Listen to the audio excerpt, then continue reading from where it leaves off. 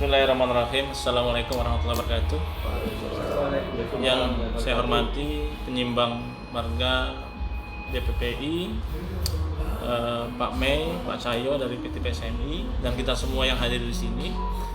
Pada prinsipnya kami sepakat bahwa proses ini hendaknya kita selesaikan dengan kekeluargaan. Karena saya pun juga hadir di sini, Pak Mei. Jangan juga dicurigain bahwa ini harus hukum terus yang harus maju gitu ya, atau kemudian saya memprovokatori forum ini, bukan. Tapi yang jelas perintahnya adalah saya harus mendampingi sehingga ini punya manfaat dan bisa dinikmati oleh masyarakat luas. Ini perintahnya. Nah, dan ini yang saya lakukan bahwa apa yang tadi disampaikan pada penyimbang termasuk para pihak dan Pak Camat, bahwa kita sepakat persoalan tanah ini karena ada kesenjangan yang terjadi antara perusahaan dengan masyarakat setempat gitu. Ya, saya masih ingat sampai hari ini masih terasa sakit bahwa kami kehilangan ribuan hektar tanah negeri besar dengan harga cuma 3 juta per hektar, cuma 300 perak per meter harganya, lebih mahal harga tempe ini gitu dulu ya. Nah, jadi itu nggak masalah. Yang ke depan ini bahwa kita berharap penyelesaian yang nanti akan diambil, apakah ini kemudian bentuknya kompensasi sampai menyelesaikan masa kontrak ini juga ada dua yang kami lihat, bahwa kontrak yang sampai 2026 atau kontrak yang sampai 2036. Nah, dan pada prinsipnya adalah apakah kemudian kesepakatan ini nanti mengakomodir sampai di tahun-tahun itu. Ini juga yang perlu kita ini kan. Kalau kemudian kita berkeberatan untuk kemudian kontrak ini tidak ditinjau atau tidak dicabut.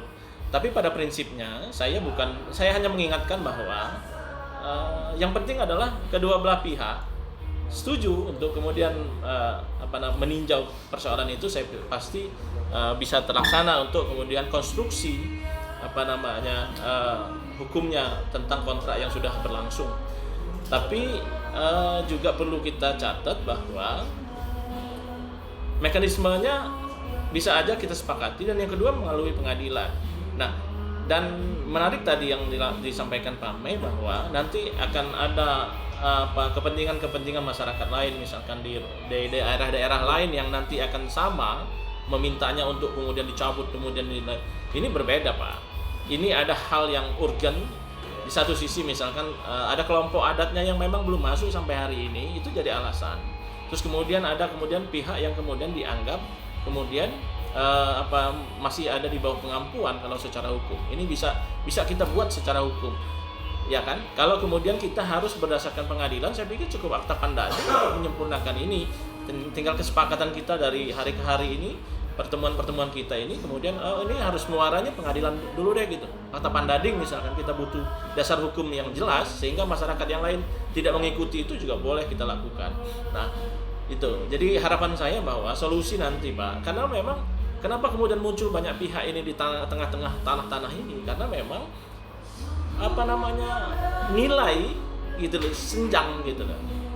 Dan harapan saya bahwa saya sepakat nanti, Pak, ke depan sepakat terus tetap PSMI yang kemudian mengelola ini, terus kemudian polanya jangan kemudian ya begini permanen, Pak, nggak masalah gitu loh, sistemnya permanen juga boleh gitu loh. Jangan sampai kemudian kita sampai 10 tahun nanti diganggu orang lagi gitu. Nah, harapan kita kan begitu, lebih maksimalkan di situ soal nilai dan lain sebagainya. Saya juga pernah dulu menawarkan soal penyelesaian di Kanan misalkan negeri besar misalkan, sama Pak Bupati.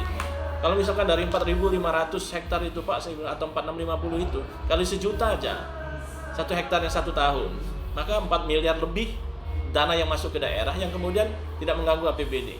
Nah, yang model-model begini, Pak, yang memang harus kita kembangkan. Kalau enggak, masyarakat kita nanti akan jadi luar biasa di lapangan itu. Nah, harapan kita bahwa saya ditugaskan untuk kemudian mengawal ini damai, terus kemudian ada peningkatan manfaatnya, dan kemudian kalau bisa ya jangan berseteru di hukum gitu loh. Karena kami masyarakat termasuk tokoh adat juga memilih bahwa itu adalah jalan terakhir, ya kan? Sebagaimana asas hukum bahwa ultimum remedium, oke deh kita sepakat itu, karena nanti nggak ada yang menguntungkan. Tapi yang jelas itu, Pak, rencana penyelesaian kita ke depan, kalaupun memang ini harus didampingkan dengan kontrak yang ada, misalkan kesepakatannya, ya kan, ini sampai kapan? Karena yang kita anggap sekarang adalah sampai 2026, karena yang 2000 perpanjangan kedua itu masih perlu perdebatan, ada hal-hal yang perlu kita sikapi. Tapi kalau kemudian ternyata pelaksanaan jalan solusi kita ini mencapai satu titik yang kemudian dianggap mewakili sampai 2036 sih tidak masalah.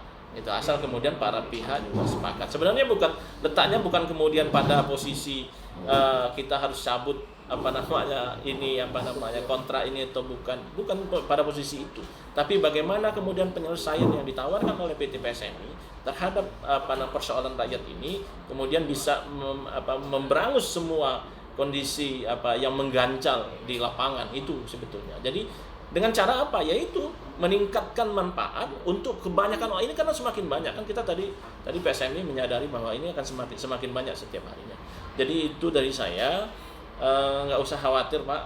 Intinya bahwa saya juga dan masyarakat adat pun juga menginginkan bahwa ini nggak perlu ke jalur-jalur yang aneh-aneh deh gitu kan.